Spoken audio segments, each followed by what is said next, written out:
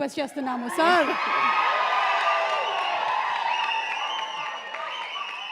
అందరికీ నమస్కారం.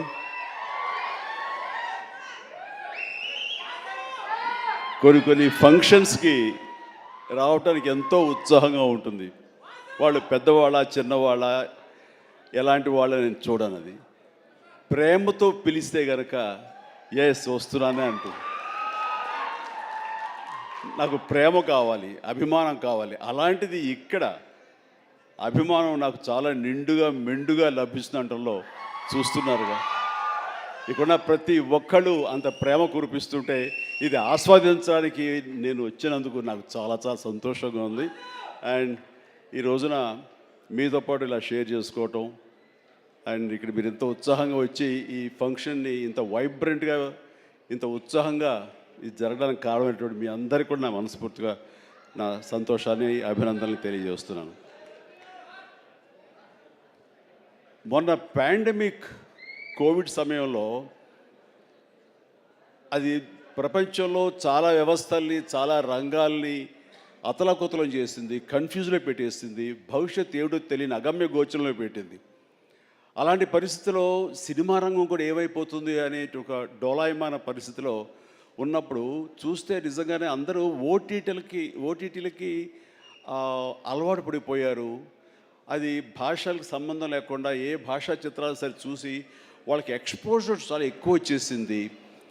ఇలాంటి వాళ్ళకి ఏ సినిమాలు తీసి మనం సాటిస్ఫై చేయగలం, ఇలాంటి వాళ్ళని మనం సంతృప్తి పరచగలమా అనేది ఎప్పుడూ ఒక రకంగా మీమాంసలు ఉంటుండేవాడు. ఆ తర్వాత అలవాటైపోయి జనాలు ఇళ్లలో ఓటీటీలో సినిమాలు చూడటం అలవాటైన తర్వాత వాళ్ళకి థియేటర్ రప్పించడం చాలా కష్టం అండి. అన్లెస్ అది ఏదైనా ఈవెంట్ ఫిల్మ్స్ కానీ, బిగ్ హీరో ఫిల్మ్స్ కానీ, హై బడ్జెట్ ఫిల్మ్స్ కానీ థియేటర్లోనే ఆ సినిమా చూడాలి, ఆ ఎక్స్పీరియన్స్ మనం పొందాలి అనుకునే సినిమాలకు తప్ప చిన్న చిత్తగా సినిమాలకి రావడం చాలా కష్టం అన్నప్పుడు ఇదేమి కష్టకాలం మనకి ఇండస్ట్రీకి. ఈ సినిమా ఇండస్ట్రీ ఏమైపోతుంది, ఒక 5-6 పెద్ద సినిమాలను ఆడినంత మాత్రాన అది సినిమా ఇండస్ట్రీ ఓహో అంటూ కాదు. చిన్న సినిమాలు, చితక సినిమాలు, అన్ని సినిమాలు ఇక్కడ ఎంతో ఉత్సాహంగా జరుపుకోవాలి. షూటింగ్లు ఎంతోమందికి ఉపాధి కల్పించాలి, ప్రతి ఒక్కరు కళకళలాడుతూ ఉండాలి. ఆ చిన్న సినిమాలు అవన్నీ ఏవైనా అన్నీ కూడా ఆడాలి, అప్పుడే పరిశ్రమ అలాగా సజావుగా కొనసాగుతుంటుంది అని అనుకునే మాలాంటి వాళ్ళకి అలా కోరిక నాకు ఒక రకమైనటువంటి చిన్న బెరుకు వచ్చింది. ఏ సినిమాలు చేయాలి, ఎలాంటి సినిమాలు చేసి రాణించాలని. కానీ అవన్నీ కూడా కరెక్ట్ కాదు. ప్రేక్షకుల్లో ఎప్పుడు తప్పు ఉండదు. ఏదైనా తప్పు ఉండి సినిమాలు ఆడలేదు, రాణించలేదంటే అది ఇదిగో స్టేజ్ మీద మా అందరి తప్పే తప్ప అది ప్రేక్షకుల తప్పు కానే కాదు.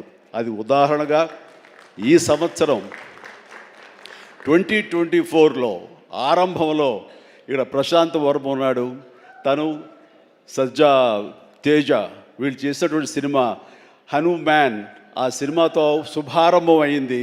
ఆ సినిమాని అనూహ్యంగా లోకల్గా అనుకున్నారు, కానీ ఆంధ్ర తెలుగు సినిమా కాదు, అది ఆల్ ఇండియా సినిమాపై అయిపోయింది. అక్కడి నుంచి ప్రారంభమైనటువంటి ఈ ఆదరణ, చిన్న సినిమాల పట్ల ఆదరణ, చిన్న సినిమాలు అనుకున్నవి, లో బడ్జెట్ అనుకున్నవి తీసిన సినిమాల్ని హై బడ్జెట్ సినిమాల్ని పెద్ద సినిమాలుగా మార్చారు మన తెలుగు ప్రేక్షకులు. అది అందులో దాని తర్వాత వచ్చినటువంటి మన వరుస సినిమాలు, నాకు పేరు వరుస గుర్తు రావట్లేదు, కానీ చాలా సినిమాలు అంటే నీహారిక తీసిన కమిటీ కుర్రవాళ్ళు కానివ్వండి, ఆ తర్వాత మన సిద్ధు జొల్లగడ్డ చేసినటువంటి టిల్లు సినిమా కానివ్వండి, ఆ తర్వాత ఆయ్ అనే సినిమా, ఇట్లా ఒకటేంటి చాలా సినిమాలు వరుసగా హిట్ అవుతూ ఒక్క సమ్మర్ మాత్రం అంత మంచి సీజన్ ఈ సినిమాలు లేకుండా చేసుకోవడం అది మన యొక్క జాప్యంలో జరిగినటువంటి పొరపాటే తప్ప. ఆ తర్వాత మళ్ళీ చూస్తే కనుక మొన్న దీపావళికి అమరన్ కానీ, కానీ, ఆ తర్వాత లక్కీ భాస్కర్ కానీ ఇవన్నీ కూడా ఎంత ఆదరణ పొందినాయి అంటే అంతా ఇంత కాదు. వీటి వెనకాల ఎవరు పెద్ద పెద్ద డైరెక్టర్స్ ఎవరు లేరు, పెద్ద పెద్ద యాక్టర్లు ఎవరు లేరు. ఇది కోటాను కోట్లు ఖర్చు పెట్టి తీసినవి కావు. బట్ కంటెంట్ అన్నది ఈ రోజున మన ఆయువు పట్టు. ఆ కంటెంట్ బాగుండాలి, సినిమాల్లో ఎంటర్టైన్మెంట్ పొందగలగాలి, వాళ్ళు ఇవ్వగలగాలి. మనం అది ఆస్వాదించడానికి ఎప్పుడు ప్రేక్షకులు రెడీగా ఉంటారు. అది అందుకు నేను అంటాను, ఏదైనా సినిమాలు ఆడవు, ఇక ఓటీటీకి అలవాటు పడిపోయారు, థియేటర్స్ రావడం అది కష్టం అనేది మాత్రం అవాస్తవం. ఈ రోజున ఈ మొన్న ఈ సినిమా వరుసలో మన సత్య ఇందులో ఉన్నాడు. సత్య చేసినటువంటి అలాగే మన కీరవాణి గారి అబ్బాయి చేసిన శ్రీ మత్తు వదలరా 2 ఎంత బాగుంది ఆ సినిమా, ఎంత సరదాగా ఉంది, ఆద్యంతో చాలా చాలా బాగుంది. ఇవన్నీ కూడా నేనే ఉత్సాహంగా సినిమాలు 2 సార్లు చూశాను ఆ సినిమా. ఇట్లాగా సినిమా బాగుంటే థియేటర్స్కి వస్తారు, చూస్తారు, వాళ్ళు ఎంటర్టైన్మెంట్ పొందడానికి వాళ్ళు ఎంత డబ్బైనా ఖర్చు పెట్టడానికి రెడీగా ఉన్నారు. అయితే ఆ సినిమా వాళ్ళకి అందేలాగా మనం చాకచక్యంగా తీయాలి, మనం శ్రద్ధాశక్తులతో తీయాలి. ఆ కంటెంట్ని మనం 1-2 సార్లు చెక్ చేసుకుంటే కానీ మనం బయటకు వదలకూడదు. ఎందుకంటే ఈ రోజున దాదాపుగా 125 సినిమాల దాకా ఇంతవరకు రిలీజ్ అయితే అందులో ఆల్మోస్ట్ 20% ఫిల్మ్స్ సూపర్ హిట్ అయినాయి. ఇది మంచి పర్సంటేజ్. అండ్ ఆ రకంగా ఈ రోజున ఈ జీబ్రా మంచి కంటెంట్ తోటి ఉందని అర్థమవుతుంది. ఇది వెరీ గుడ్ ఎంటర్టైన్మెంట్ ఉంది. ఇందులో మంచి స్టార్ కాస్ట్ ఉన్నారు, అందరూ వండర్ఫుల్ యాక్టర్స్ ఉన్నారు. అండ్ టోటల్గా ఇది మంచి ఎంటర్టైన్మెంట్తో పాటు ఒక క్రైమ్ ఎలిమెంట్, ఇప్పుడే విన్నాను ఫ్యామిలీ కూడా ఉంది, ఎమోషన్స్ ఉన్నాయని విన్నాను. ఖచ్చితంగా ఈ జీబ్రా మంచి హిట్. ఇప్పుడే రాశాను అక్కడ, ఈ బొమ్మ సూపర్ హిట్ అని. అవ్వాలి, అవుతుంది. అండ్ ఎందుకంటే ఇందులో నాకు కావలసినటువంటి నా మనుషులు అయితే ఏంటంటే ఇప్పుడు అదే అది కాదురా, నువ్వు వచ్చే వైజాగ్ నుంచి సంతోషమే, మరి బొమ్మలు నువ్వు వైజాగ్లో ఆడించాలి. అది అదే అలా అయితే బలోడువే. మన హీరోలు కూడా అదే ఊరే. కూర్చోరా కాసేపు. సో ఈ ఇందులో సత్యరాజు గారు ఉన్నారు, సత్య ఉన్నాడు, అండ్ సునీల్, అందరికి మించి నా బ్రదర్. అండ్ కన్నడ నుంచి వచ్చినటువంటి ఒక అద్భుతమైన యాక్టర్ ధనుంజయ. ఆయన గురించి నేను విన్నాను కానీ సినిమాలు చూడటం ఇది చేయలేదు. బట్ పుష్ప చూశాను. పుష్ప ఎక్కడ అనేది నాకు గుర్తు రావట్లేదు, కానీ డెఫినెట్గా ఈ సినిమాలో చాలా మంచి గుర్తింపు వచ్చి తను కూడా మంచి ఆర్టిస్ట్గా తెలుగు యాక్టర్గా తను సెటిల్ అవుతాడు అంటలో ఎలాంటి సందేహం లేదు. All the very best Dhananjaya. And ఇక సత్యదేవ్ గురించి ఏం చెప్పను. నాకు 2 తమ్ముళ్ళు ఉంటే కనుక అందులో ఇంకొక తమ్ముడు, 3వ తమ్ముడు సత్యదేవ్. అంతటి ప్రేమని తను చూపించే ప్రేమలో ఎక్కడ కల్మషం ఉండదు. ప్రేమ అందులో నిజాయితీ ఉంటుంది, నిజమైన ఎమోషన్ ఉంటుంది.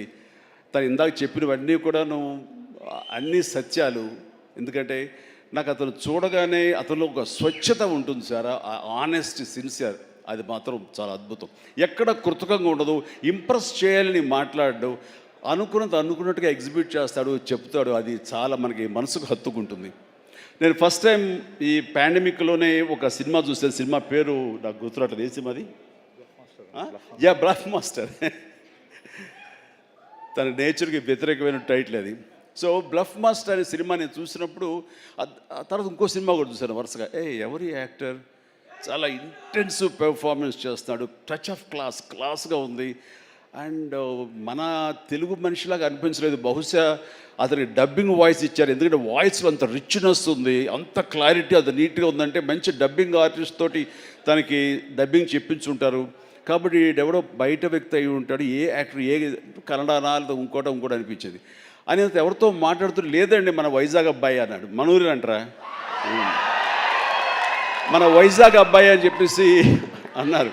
అనేసరికి నిన్న ఒకసారి అతన్ని చూడాలనుకున్నాను, మనం మాట్లాడాలనుకుంటున్నాను. ఎందుకంటే అతనిలో బెస్ట్ యాక్టర్ ఉన్నాడు. మరి అతనికి ఎవరు వెనక నుండి సలహాలు ఇస్తున్నారు, తన లైఫ్ ఎలా మోల్డ్ చేసుకుంటున్నారు నాకు తెలియట్లేదు. ఊరికనే సరదా మాట్లాడదాం అనిపించింది. నాకున్న ఇంప్రెషన్ తనతో షేర్ చేసుకుందాం అనిపిస్తుంది. అంటే వెంటనే ఫోన్ వెళ్ళటం ఏంటి, అప్పుడు ఫ్లాట్స్లో నుంచి అపార్ట్మెంట్స్ నుంచి బయటికి వచ్చే ప్రసక్తే లేదు. అక్కడ వాళ్ళ యూనియన్ ఏదో ఉంటే కనుక వాళ్ళ స్పెషల్ పర్మిషన్ తీసుకుని అప్పుడు రోడ్డు మీద వచ్చి నన్ను కలవడం జరిగింది. చూడగానే నా పేరు సత్యదేవ్ అండి అది అన్నాడు. అయిన తర్వాత ఓకే వెరీ గుడ్, చాలా బాగా చేస్తాడు. కాసేపు పిచ్చాపడి మాట్లాడుకున్న తర్వాత, సార్ ఇక్కడ ఇందాక నాడే అది పచ్చబొట్టు అని కాదు, అది పడ్డ మచ్చ, అది నేల మీద. అది ఎందుకు పడ్డావు ఏంటి అది అంటాను. నేను మీ కొదమసింహం సినిమాలో మీరు రోప్లో జంప్ చేస్తుంటారు, నేను మా డిష్ టీవీ మా యాంటీనాలో ఉండే వైర్ తోటి అలా జంప్ చేసి కింద పడ్డానండి, అవి దెబ్బ తగిలింది. అయిన తర్వాత మీ ఇంపాక్ట్ ఎంత ఉంటుందని మీకు ఈ విషయం చెప్పాలి. దీన్ని కుట్లించడం కోసం మా నాన్నగారు హాస్పిటల్కి తీసుకెళ్ళారు. అప్పట్లో మత్తు గిత్తు లోకల్ ఇంజెక్షన్స్ ఇవ్వలేదు. దాన్ని అట్లాగా నేను భరించలేక ఏడుస్తుంటే, అరే చిరంజీవి అయితే అసలు నవ్వుతూ అది కుట్టించేసుకుంటాడు అంటే వేసిన 5-6 కుట్లు నేను నవ్వుతూనే ఉన్నాను, పెయినే తెలియలేదు. అది మీ మహిమ నా మీద, అది దాని ఇంపాక్ట్ ఉంటుంది. అంటే నేను ఏదైనా మైకమా లేకపోతే ఏంటి ఎనస్థిషియా లాంటి వాడినా ఏంటి. అండ్ తనకి అంత ప్రేమ, ఆ ప్రేమ మత్తులో ఆ పెయిన్ కూడా తనకు తెలియలేదన్నమాట. అది చెప్పినప్పుడు చాలా ఇంప్రెసివ్గా అనిపించింది. Such a coincidence. తను ఆ మాట చెప్తున్నప్పుడు దాని వెనకాల నా దగ్గర ఒకే ఒక పెద్ద వాల్ పోస్ట్, పెద్ద పెయింటింగ్ ఉంటుంది. అది కొదవ సింహంలో పెయింటింగ్ అనమాట. క్యాప్ అది పెట్టుకొని, సిగార్ నోట్లో పెట్టుకొని, ఇదేనండి ఇది చూసే అన్నాడు. అంటే దాన్ని ఆ ఫోటో ముందు తను మళ్ళీ ఇంకో పిక్చర్ తీసుకుని అలాగే వీళ్ళు అక్కడి నుంచి మా పరిచయం, మా మీటింగ్స్ అప్పుడప్పుడు అనేది చాలా రోజులు ఇప్పుడు ఒకసారి వస్తారంటే రా అని చెప్పడం అలాగా జరుగుతుంది. అంత మంచి యాక్టర్కి సరైన సినిమాలు పడటం లేదు అనేది మాత్రం ఎక్కడ నాకు కొంచెం ఉంది. అంటే హీరోగా ప్రయత్నం చేస్తున్నాడు, హీరో అనేది కాకుండా వెర్స్టైల్ యాక్టర్ అనిపించుకోవడంలో మాత్రం తన నటనకి హద్దులు ఎల్లలు లేకుండా చేసుకుంటే మరింత ఉన్నత స్థాయికి వెళ్తాడు. ఆ తర్వాత ఇతను ఏ స్థాయిలో ఉండాలి, ఏ పాత్రలో ఉండాలి, ఏ హీరోగా సెట్ అవ్వాలి ఏంటంటే ప్రేక్షకులు నిర్ణయిస్తారు. దాని ప్రకారం మనం ముందుకు వెళ్ళిపోవచ్చు.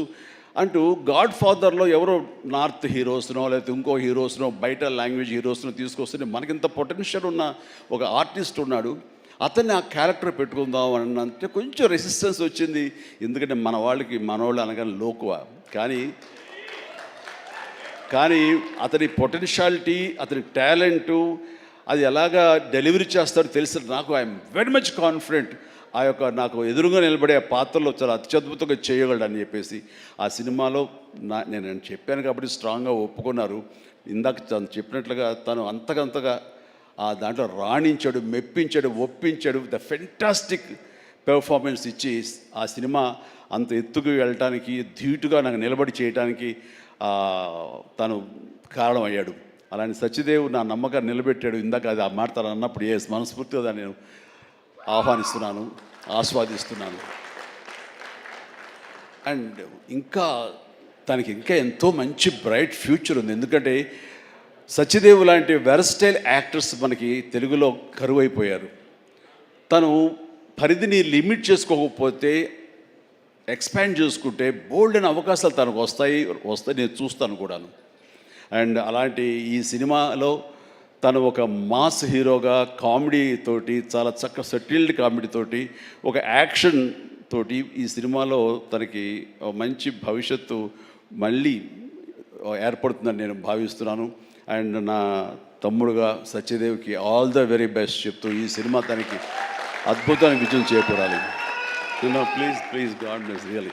నిజంగా ఇంకా నేను మరింత ఎత్తులు చూడాలి సత్యదేవ్. చూస్తాను కూడా. అండ్ ఇక ప్రొడ్యూసర్స్గా ఇద్దరు ద్వయం, మన Dinesh and Bala and Dinesh. And అలాగే వాళ్ళని సపోర్ట్ చేస్తూ ఇక్కడ ప్రస్తుతం ఉన్నట్టు ఎస్ఎన్ రెడ్డి గారు ఉన్నారు, బిల్డర్. ఆయన కూడా సపోర్ట్గా ఉన్నారు. వీళ్ళందరూ లాభాపేక్షతో కాకుండా ఒక ప్యాషన్తో వాళ్ళు రావటం. సినిమా అంటే ఏం తెలియదు, సినిమా అంటే ఇష్టం కాబట్టి ఆయన కూడా ఓకే అంటే ఆయన ఇందులో కావాల్సినంత బడ్జెట్గా హై బడ్జెట్ అయిందని వింటున్నాను. బట్ దానికి పెట్టడం, దాన్ని ఈ యొక్క Eshwar Karthik director, wonderful director. ఎందుకంటే ఆయన సినిమా పెంగ్విన్ అని తమిళ్లో నేను చూశాను సినిమాని పాండమిక్ టైంలోనే. And very refined director. ఆయన ఈ సినిమాకు చాలా చక్కగా చేశారని తెలిసింది. అండ్ డెఫినెట్లీ ఆ టీం అందరికీ కూడా అద్భుతమైనటువంటి విజయం ఈ సినిమా చేకూర్చి వాళ్ళకి మరింత పైకి వెళ్ళడానికి ఎంత దోహదపడుతుందని చెప్పేసి నేను మనస్ఫూర్తిగా విష్ చేస్తున్నాను.